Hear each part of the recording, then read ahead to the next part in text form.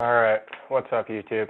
Okay, so I was going to show you how I mounted my GoPro to my helmet. A lot of people have asked me, and I just never got around to making a video about it, but it's pretty much the most perfect mount I have in my entire arsenal of setups. And as you can see here, it is perfectly centered, the actual camera lens on the helmet, or about as darn near close as you can get. So I'm using a Shoei RF 1100, works exactly the same on the 1200 if you have any questions about that. I haven't done them on a matte finish, but this is a gloss finish. I think it's safer for the 3M adhesive to actually stay on this easier, so do that at your own risk. In the meantime, I'll break this down for you how we did it. When GoPro gives you their mounts, generally you'll find a couple of these in there. These white little grommets are amazing. They prevent the compression, which allows you to let those come loose. So, break this down for you. That's a curved mount that comes with pretty much every mounting kit that you'll get. Do not put that on first. Ask me how I know.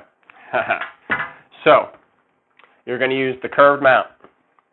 And once you put this thing together, which really all it is the standard housing. I like to use the hard back to prevent any extra noise. You can still hear yourself talk though, so it's not the biggest deal. Alright, so breaking this down. One piece that goes straight up and down. One piece that changes your angle, that's the longer piece. And you'll see how that fits when you put it up there. You basically mock this on there before you do it.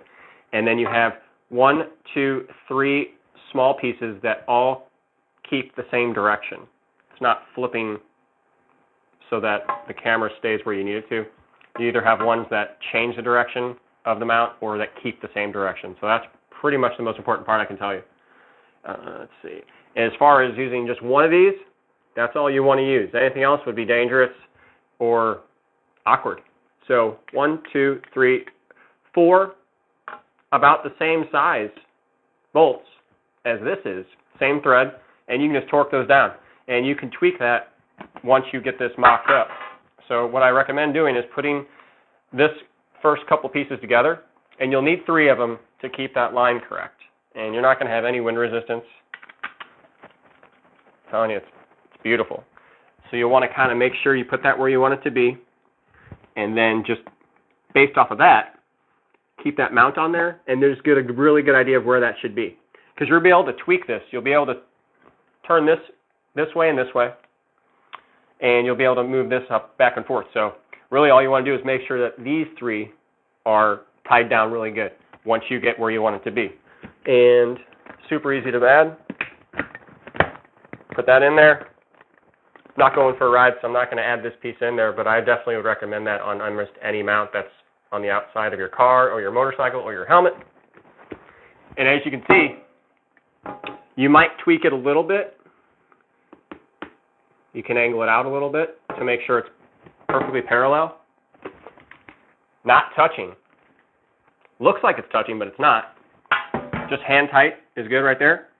You should have full access to your vent, complete access to your visor.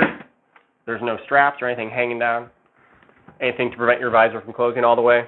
And you're going to have 0 to none. 0 to slim. There's not a lot drag. It's not like having a huge part up here or anything telescoping off either side. This is first-person view, straight as can be. And I've had a lot of luck with this. I've been running it for about 5 years. And that's how I did it. And honestly, the screws and those other couple of mounts, it might cost you about $6 to $8. That's it. So you're welcome. I hope this helped out. And be sure and like and subscribe to see all the crazy things that are on my channel. All right. Have an awesome day. Later.